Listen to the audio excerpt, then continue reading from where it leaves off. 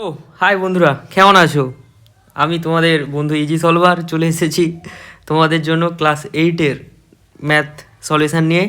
তো আজ আমরা করব একদম ফ্রেশ ফ্রেশ নতুন নতুন ক্লাস 8-এর কোষে দেখি 1.1-এর অঙ্কগুলো। আজ আমরা কভার করব 2 থেকে 5 পর্যন্ত অঙ্কগুলো। ওকে, তো তোমরা তো জানো, আগের ক্লাসে যারা অঙ্কগুলো করেছো তারা জানো যে আমি এভাবেই অ্যানিমেশন দিয়ে সহজভাবে বোঝানোর চেষ্টা করি, ভিজুয়ালাইজেশনটা আনার চেষ্টা করি যাতে তোমাদের মানে মনে রাখতে সোজা হয়, তাই না? তো আশা করি তোমরা একদম মাস্ত দাস্ত তন্দুরুস্ত আছো। তো চলো আজ আমরা অঙ্কগুলো শুরু করি। দেখো, দুয়ের দাগের অঙ্কটা বলছে যে আমিনাদের বাড়ির আয়তক্ষেত্রাকার উঠানের দৈর্ঘ্য 6 মিটার, প্রস্থ 4.4.2 মিটার। এই উঠানের মাঝখানে 3.5 মিটার ইন্টু 2.5 মিটার মাপের একটি আয়তক্ষেত্রাকার শতরঞ্জি পাতলাম। তাহলে শতরঞ্জি বাদে বাকি উঠানের ক্ষেত্রফল কতটা থাকলো সেটা আমাদের হিসাব করতে হবে। দেখো, যে জিনিসটা যেখানে বলছে না যে উঠান উঠান মিন তো তোমরা জানো সব কিছু, যে তোমার বাড়ির সামনে এরকম একটা উঠান থাকে না, এরকম উঠান রয়েছে আমিনাদের বাড়ির সামনে। তো ওই আমিনাদের বাড়ি যে উঠান তার দৈর্ঘ্য, এই যে দৈর্ঘ্য সেটা হচ্ছে 6 মিটার, আর যে প্রস্থ সেটা হচ্ছে 4 মিটার। আর সেখানে আমি কি করলাম, সেখানে একটা শতরঞ্চি এভাবে পেতে দিলাম। ওকে, শতরঞ্চি পাতলাম। যেই শতরঞ্চির আবার দৈর্ঘ্য, এই যে শতরঞ্চি পাতলাম এর দৈর্ঘ্য বলে দিচ্ছে 3.5 মিটার। এই যে দৈর্ঘ্যটা 3.5 মিটার, আর শতরঞ্জির প্রস্থ হচ্ছে তোমার 2.5 মিটার। তাহলে আমাদের হিসাব করতে হবে যে শতরঞ্চি বাদে বাকি উঠানের ক্ষেত্রফল, মানে শতরঞ্জি তো পাতার পরে যে বাকি উঠানটা পড়ে রইলো, এই যে রয়েছে না পড়ে রইলো যেটা, তার ক্ষেত্রফল আমাদের হিসাব করতে হবে। ওকে, তো আমরা ওটা ভাষা দিয়ে করে নেব। তা কিভাবে করবে দেখো, তোমরা যদি প্রথমে পুরো উঠানের, এই যে পুরো উঠানের যদি আমরা ক্ষেত্রফল বের করি, আর সেখান থেকে যদি আমরা কেবলমাত্র শতরঞ্জির ক্ষেত্রফল বাদ দিয়ে দিই, তাহলে আমরা বাকি ক্ষেত্রফলটা পেয়ে যাচ্ছি, তাই না? বুঝতে পারছো তোমরা? আশা করি বুঝতে পারছো, সোজা জিনিস আছে। তো চলো আমরা অঙ্কটা সেভাবেই করি। তাহলে আমরা লিখবো যে আয়তক্ষেত্রাকার উঠানের দৈর্ঘ্য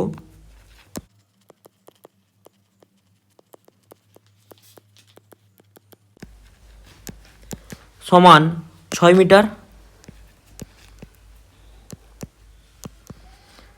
আয়তক্ষেত্রাকার উঠানের প্রস্থ সমান 4.2 মিটার।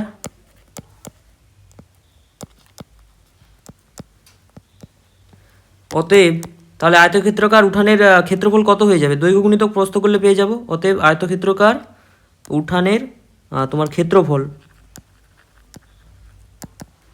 সমান, দেখো, দৈর্ঘ্য গুণিতক প্রস্থ, আয়তক্ষেত্রের ক্ষেত্রফলের সূত্র দৈর্ঘ্য গুণিতক প্রস্থ, তাই না? তার মানে দেখো দৈর্ঘ্য 6, প্রস্থ 4.2, আর এটা যদি আমরা গুণ করি আমাদের চলে আসবে 25.2 বর্গমিটার। দেখো, একটা জিনিস বলে দেই, এই যে দৈর্ঘ্য কিন্তু আমরা মিটারে বের করাই, প্রস্থ মিটারে বের করাই, কিন্তু ক্ষেত্রফল কিন্তু আমরা বর্গ মিটারে বের করাই। মানে যখনই ক্ষেত্রফল জিনিসটা আসবে তখন কিন্তু আমরা বর্গ মিটার ভাষাটা আমাদের লিখতে হবে, নাহলে কিন্তু অঙ্ক আমাদের ভুল হয়ে যাবে। এটা একটু মাথায় রেখো তোমরা। তাহলে দেখো আমাদের এই উঠানের ক্ষেত্রফল বেরিয়ে গেল, এরপর আমাদের শতরঞ্চির ক্ষেত্রফল বের করাতে হবে। তাহলে তোমরা লিখবে যে অতএব শতরঞ্চির ক্ষেত্রফল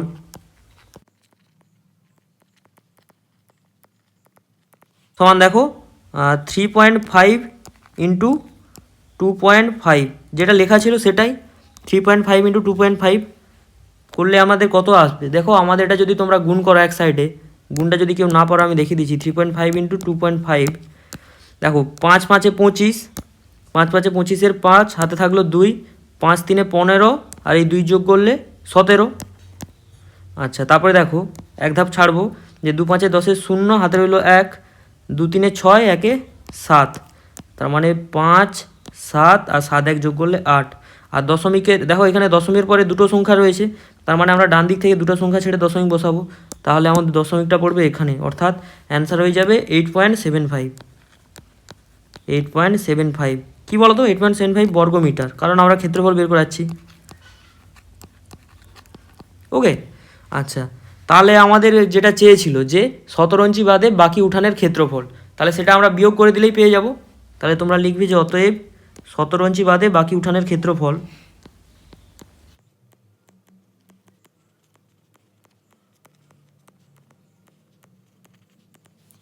তাহলে আমরা এইখান থেকে এই যেটা টোটাল ক্ষেত্রফল ছিল সেখান থেকে আমরা 17 ইঞ্চির ক্ষেত্রফলটা আমরা বের করে দিচ্ছি, বাদ দিয়ে দিচ্ছি। -8.75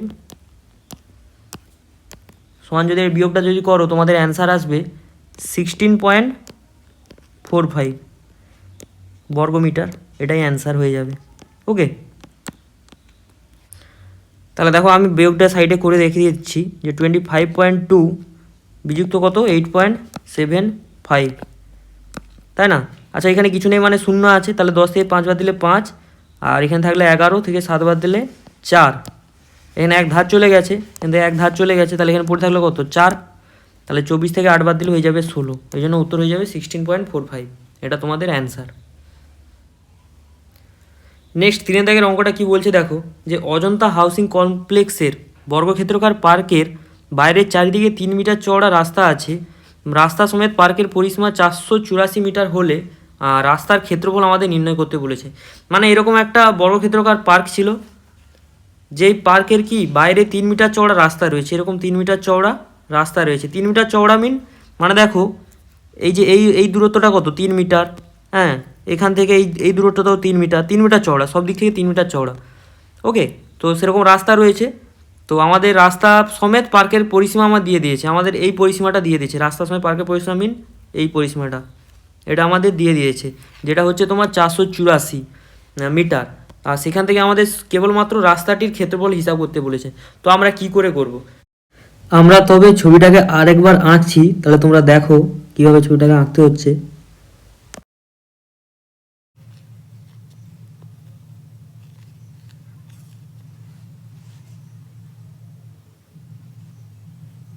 ভাষা দিয়ে লিখবে যে রাস্তা সমেত, এই যে রাস্তা সমেত পার্কের পরিসীমা 484 মিটার।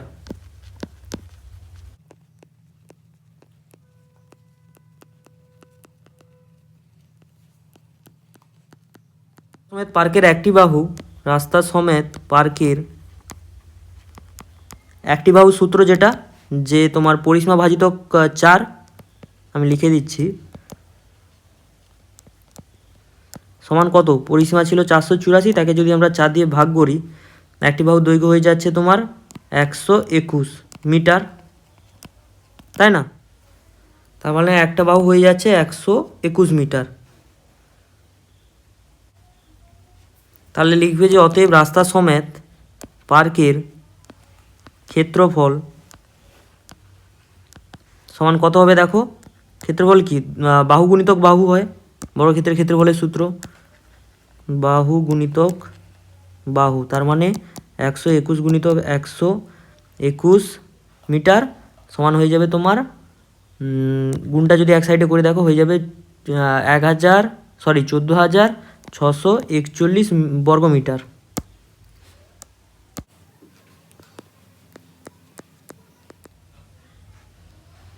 এখন দেখো পার্কের চারদিকে দেখো যে 3 মিটার চওড়া রাস্তা রয়েছে, 3 মিটার চওড়া রাস্তা রয়েছে। তাহলে আমরা সেটা লিখে নেবো যে পার্কের চারিদিকে 3 মিটার চওড়া রাস্তা রয়েছে।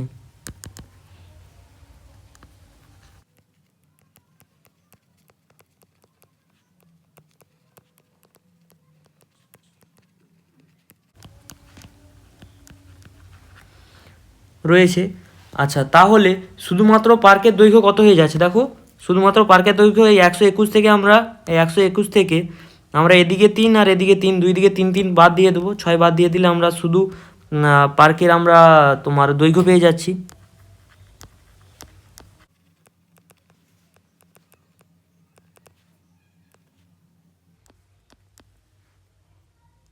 তাহলে দুই দিকে 3 বাদ দিচ্ছি, মানে 3 গুণিতক 2 বাদ দিলাম। আর তাহলে 121 মাইনাস তোমার 3 দুগুণে 6 কত হয়ে যাবে 115 মিটার। তাহলে শুধু পার্কের ক্ষেত্রফল বা পার্কের তোমার ক্ষেত্রফল, পার্কের ক্ষেত্রফল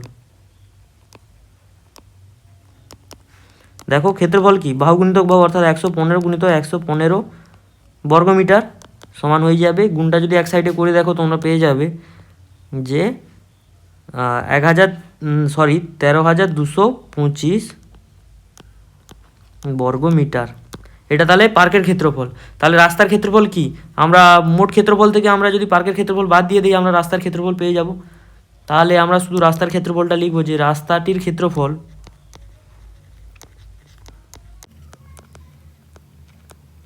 টোটাল ক্ষেত্রফল যেটা ছিল কত ছিল, এইটা ছিল, সেখান থেকে আমরা এটা বাদ দিয়ে দেব। 1464 বিযুক্ত 13225, আর বিয়োগটা যদি তোমরা করো অ্যান্সার আসবে 1416 বর্গ মিটার। এটাই হয়ে যাবে তোমাদের অ্যান্সার।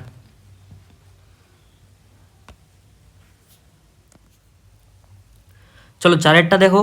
চারেরটা বলছে যে মিহিরদের আয়তক্ষেত্রাকার বাগানের দৈর্ঘ্য 50 মিটার, প্রস্থ 30 মিটার, আর ওই বাগানের মাঝ বরাবর দৈর্ঘ্যে সমান্তরালে 4 মিটার চওড়া একটি রাস্তা বাগানটিকে দুটি সমান ক্ষেত্রফল বিশিষ্ট আয়তক্ষেত্র খণ্ডে ভাগ করেছে। রাস্তাটির ক্ষেত্রফল নিজে এঁকে হিসাব করে দেখি। মানে দেখো মধ্য কথা হচ্ছে এরকম একটা বাগান রয়েছে, ঠিক আছে, মিহিরদের বাগান, যার আয়তক্ষেত্রাকার বাগান, যার হচ্ছে তোমার দৈর্ঘ্য বলে দিয়েছে 50 মিটার, আচ্ছা প্রস্থ বলে দিয়েছে 30 মিটার, আর এই রাস্তা এই যে বাগানের মাঝ বরাবর 4 মিটার চওড়া। এরকম এই যে রাস্তাটা দেখতে পাচ্ছ না, রাস্তাটা গেছে, তাহলে রাস্তাটির চওড়া হচ্ছে এইটা চওড়া বা ওয়াইড, সেটা হচ্ছে কত 4 মিটার চওড়া রাস্তা গেছে, দেখতে পাচ্ছ তো এরকম একটা 4 মিটার চওড়া রাস্তা গেছে। তা আমাদের বলছে যে রাস্তাটির ক্ষেত্রফল নিজে এঁকে হিসাব করে দেখি। তার মানে তোমরা একটা জিনিস লক্ষ্য করো, এই যে রাস্তার দৈর্ঘ্য কত পাচ্ছি বলো তো, রাস্তার দৈর্ঘ্য এটা দৈর্ঘ্য তো তোমার কত সমান মানে কত 50, রাস্তার দৈর্ঘ্য হচ্ছে 50 মিটার, আর প্রস্থ তো তোমার হয়ে যাচ্ছে 4 মিটার। তাহলে রাস্তার ক্ষেত্রফল কত, ক্ষেত্রফল হয়ে যাবে দৈর্ঘ্য গুণিতক প্রস্থ, অর্থাৎ 50 গুণিতক 4 মানে 50 তোমার 200 বর্গ মিটার, সেটা আমরা ক্ষেত্রফল, রাস্তাটির ক্ষেত্রফল। তাহলে প্রথম অ্যান্সারটা হয়ে যাবে। তাহলে ওটা আমরা ভাষা দিয়ে লিখে নেব। তাহলে আমরা লিখব যে রাস্তার দৈর্ঘ্য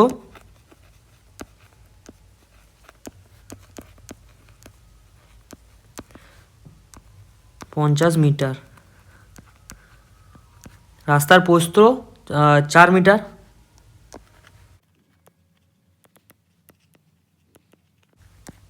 তাহলে অতএব রাস্তার ক্ষেত্রফল সমান কি দৈর্ঘ্য গুণিতক প্রস্থ হয়,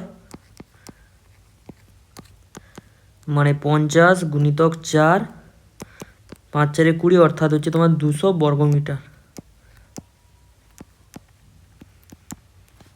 ওকে, তাহলে প্রথম অ্যান্সারটা আমাদের হয়ে গেল। এবার নেক্সট এর দাগেটা বলেছে দেখো, যদি রাস্তাটি 4 মিটার চওড়া রাস্তাটি বাগানের মাঝ বরাবর প্রস্থের সমান্তরালে হতো এবং বাগানটিকে দুটি সমান খণ্ডে ভাগ হতো, তবে রাস্তার ক্ষেত্রফল কী হতো তা নিজে এঁকে হিসাব করে দেখি। মানে এক্ষেত্রে বাগানটি আমাদের আয়তক্ষেত্র বাগানটির আগের অঙ্কটা কি, রাস্তাটি ছিল এভাবে দৈর্ঘ্য বরাবর ছিল, কিন্তু এক্ষেত্রে বলছে রাস্তাটি আমার হচ্ছে প্রস্থ বরাবর এইভাবে রয়েছে। তাহলে এখন রাস্তাটির ক্ষেত্রফল কত আমাকে হিসাব করে বের করাতে হবে। তাহলে একইভাবে দেখো তোমার বাগানটি তো দৈর্ঘ্য হয়ে যাচ্ছে 50 আর প্রস্থ হয়ে যাচ্ছে 30, তাই না, আর রাস্তাটি 4 মিটার চওড়া। তাহলে এক্ষেত্রে রাস্তার দৈর্ঘ্য কত, রাস্তার দৈর্ঘ্য আমরা 30 ধরবো, আর রাস্তার প্রস্থ তাহলে কত 4, তাহলে আমরা সেটাই লিখবো যে রাস্তার দৈর্ঘ্য এর দাগে দিয়ে দেবে যে রাস্তার দৈর্ঘ্য সমান 30 মিটার, রাস্তার প্রস্থ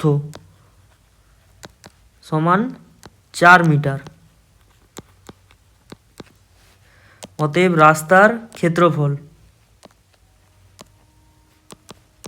তাহলে দৈর্ঘ্য গুণিতক প্রস্থ সমান হচ্ছে 3 4 12 মানে 120 বর্গ মিটার।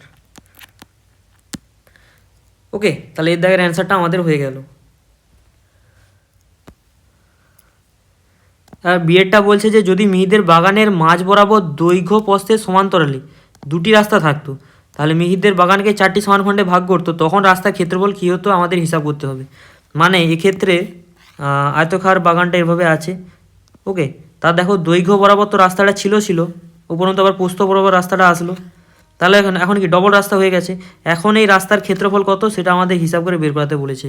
কি করে বের করাবো দেখো, আমরা তো জানি দৈর্ঘ্য বরাবর রাস্তার ক্ষেত্রফল কত, এই রাস্তাটার ক্ষেত্রফল কত আমরা তো বের করেছি, কত ছিল 200 ছিল না, এই যে 200 বর্গ মিটার, আর এই রাস্তাটার ক্ষেত্রফল প্রস্থ বরাবর সেটা কত পেলাম এক্ষুনি, যে তোমার 3 4 12 অর্থাৎ 120, 120 বর্গমিটার। তাহলে টোটাল কত? টোটাল হয় তোমার 200 আর 120 যোগ করে দেখবে পেয়ে যাবে 320 বর্গমিটার। আচ্ছা, সেখান থেকে আমাদের একটা জিনিস বাদ দিতে হবে। সেখানে হচ্ছে আমাদের এই অংশটুকু বাদ দিতে হবে একবার। কেন বলতো? কারণ দেখো এইভাবে একটা রাস্তা ছিল, তারপর দিয়ে যদি আবার একটা রাস্তা আসে, তাহলে এই অংশে দেখো ডবল হয়ে যাচ্ছে না রাস্তা এখানে। আর আমাদের তো ডবল রাস্তা হলে কি উঁচা হয়ে যাবে, সেটা দরকার নেই। তার জন্য ওই অংশটাকে বাদ দিতে হবে। যেটা তোমার কতটা, এটা একটা বর্গক্ষেত্র তৈরি হচ্ছে, যা দেখো দৈর্ঘ্য 4 আর প্রস্থও 4, মানে 4 4 16 বর্গমিটার আমাদের বাদ দিতে হবে। আর সেখানে যদি আমরা বাদ দিই তাহলে আমরা অ্যান্সার পেয়ে যাবো 300, তোমার কত হয়ে যাবে 16/304। ওকে, তাহলে এইভাবে আমরা ভাষা দিয়ে অঙ্কটা করব। তাহলে বাগানের দৈর্ঘ্যের সমান্তরালে থাকা রাস্তার ক্ষেত্রফল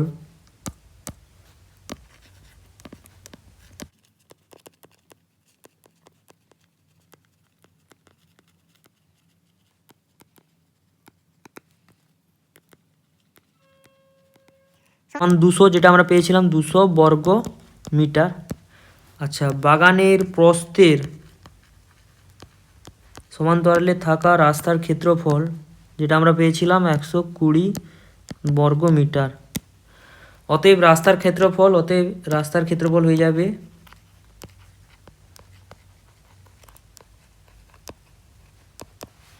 তাহলে 200-র সঙ্গে আমরা 120 যোগ করব, সেখান থেকে তোমার এই যে অংশটাকে আমরা বাদ দেব, যেটা হচ্ছে তোমার 4 × 4 অর্থাৎ 4 4 16 এত বর্গমিটার। তাহলে অ্যান্সার হয়ে যাবে 320 - 16, 304 বর্গমিটার। তাহলে আমাদের এই অঙ্কটা কমপ্লিট। 5-এরটা বলেছে, দেখো বলছে যে আমাদের বাড়ির পাশে পাপিয়াদের আয়তক্ষেত্রাকার জমি আছে। এই আয়তক্ষেত্রাকার জমির দৈর্ঘ্য 48 মিটার, প্রস্থ 26 মিটার। পাপিয়ারা তাদের জমির চারিদিকে 4 মিটার ছেড়ে বাড়ি তৈরি করবে। হিসাব করে দেখি পাপিয়ারা কত বর্গ মিটারে তাদের বাড়ি তৈরি করবে। মানে এরকম একটা আয়তক্ষেত্রাকার জমি ছিল, যার দৈর্ঘ্য ছিল 48 মিটার, প্রস্থ ছিল 26 মিটার। আচ্ছা, পাপিয়ারা কি করেছে, চারিদিকে 4 মিটার ছেড়ে, যা এরকম 4 মিটার ছেড়ে জমি একটা ছিল, সেখানে হচ্ছে বাড়ি তৈরি করেছে। আর আমাদের এই জমির ক্ষেত্রফল চাইছে।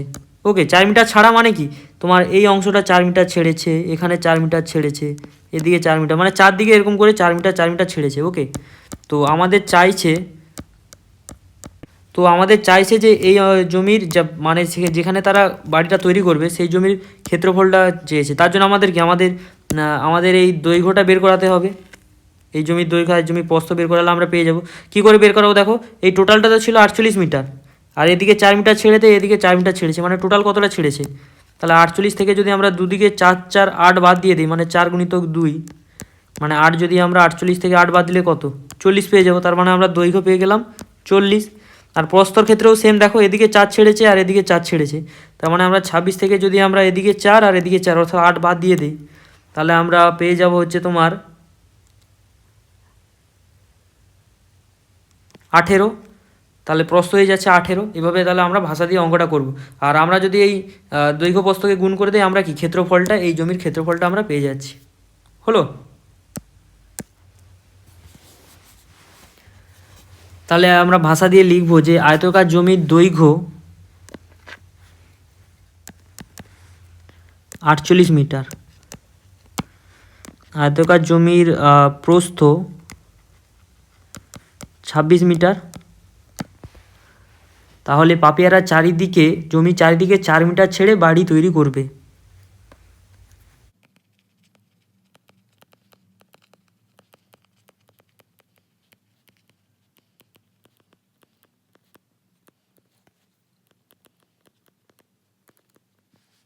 অতএব এখন আয়তকার জমির দৈর্ঘ্য হবে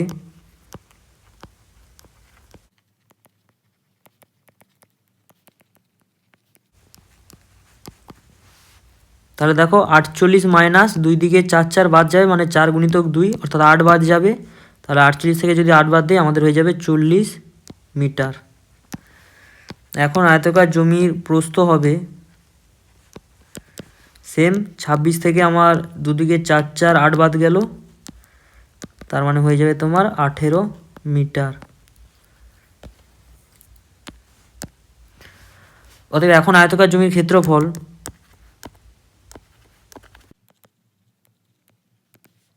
আমরা দৈর্ঘ্যকে আর প্রস্থকে যদি গুণ করে দিই আমরা ক্ষেত্রফল পেয়ে যাব। এই যে দৈর্ঘ্য প্রস্থ আমরা গুণ করে দিলে ক্ষেত্রফলটা পেয়ে যাচ্ছি, যেটা হয়ে যাবে তোমার 40কে 18 দিয়ে গুণ করো, 8×4 = 72, মানে কত 720 বর্গমিটার।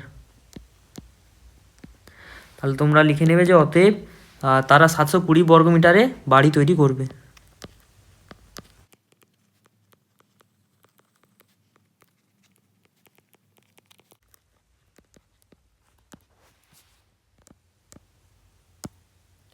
তো আমাদের এখানে 2 থেকে কত 5 অবধি কমপ্লিট। আর নেক্সট ভিডিওটা দেখো পপ আপে আসছে, ক্লিক করে দেখে নাও, এখনই দেখে নাও। ওকে, আর চ্যানেলটাকে একটা সাবস্ক্রাইব করে দাও এখন। ওকে, থ্যাংক ইউ, টাটা।